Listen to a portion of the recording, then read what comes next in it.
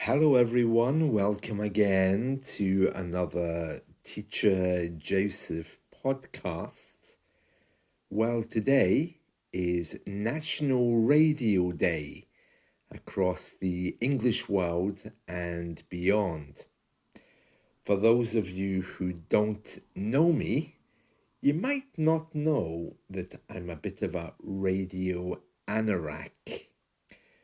When we describe someone as an anorak, it basically means that they're solitary individuals who get lost in rather bizarre, eccentric hobbies. People who follow trains to write down their serial numbers, they're anoraks. People who go to the airport just to watch planes coming and going, oh, they're definitely anoraks. Literally, an anorak is a jacket that you wear to protect you from the rain. I think the reason why this jacket became associated with rather boring people is because they're usually outside wearing an anorak in all weathers just to catch a glimpse of a train or a plane, a bus, or in my case, with a little portable radio trying to pick up some weird signals. The radio has been largely overshadowed now since the invention of the internet, but we must remember it's been one of the world's best inventions, and it still provides a network for emergency communications, the police, the fire service, and a whole host of other things like the lifeguard, the coast guard, the people who use these little portable communication devices. The radio over the years has given us huge amounts of entertainment. And even today, you can find me sitting in front of a computer listening to the radio. You don't even need a radio anymore to listen to the radio. You can happily tune in to stations all around the world, or even listen to other people's communications receivers using a system called WebSDR. Absolutely amazing. So yes, happy National Radio Day. It is true that some British people are a little bit eccentric. Myself with my radio probably isn't that bad, but yeah, I am a bit of an anorak with radio. But people who go out to look at trains and buses, other people who collect stamps or are obsessed with the royals, yeah, we have many of those here. Some people say it's because we are a little island that there are some eccentric people. But, well, all around the world, I think you can find people who love trains, train spotters, people who love aeroplanes, we call them plane spotters. Yeah, it's true, anoraks are everywhere. So I would recommend, if you don't know anything about radio, ask me, or begin to look at how you can expand your radio awareness. For example, in the old days, before the internet came, we had medium wave, long wave, AM, FM radios, and we also had short wave. This was the way in which different countries could communicate messages to you. For example, here in Britain, we had the BBC World Service that broadcast all over the world.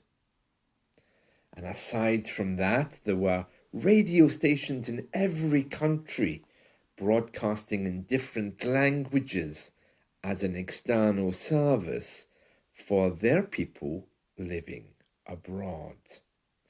Whether it was Radio Exterior de España, or perhaps RAI from Italy, Deutsche Welle from Germany, Radio Berlin International from another part of Germany, and then, of course, all across Asia. So we had this whole mishmash of radio stations broadcasting to us.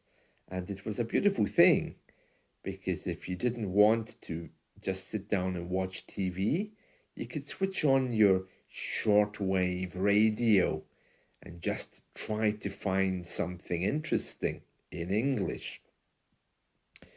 Well, those days have almost disappeared now. We still have shortwave radios, but there's a lot of interference because of local technology. Also, many radio stations have decided that they'll move online. So if I want to listen to, for example, what was the international service from Korea, I can go and I can log in. But why would I want to do that when I can listen to a national service instead, a more local service designed for locals? Many countries have disabled or disbanded their local radio service. For example, Radio Australia used to broadcast all over the world in many different languages, helping us all to understand what actually happened there. They decided to end their shortwave transmissions, but you can easily log into any of their local radio stations or national networks just by going online. So we no longer need international radio stations trying to beam itself to other parts of the world.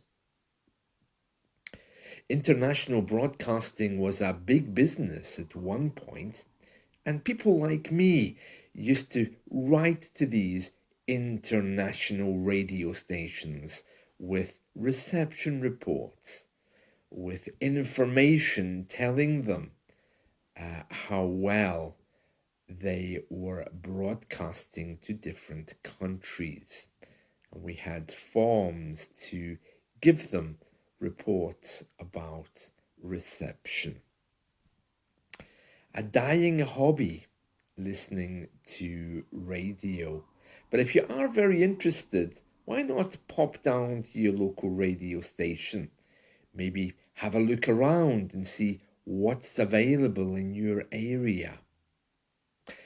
When I was a little boy, radio was an exciting industry, and some people became very famous working on radio.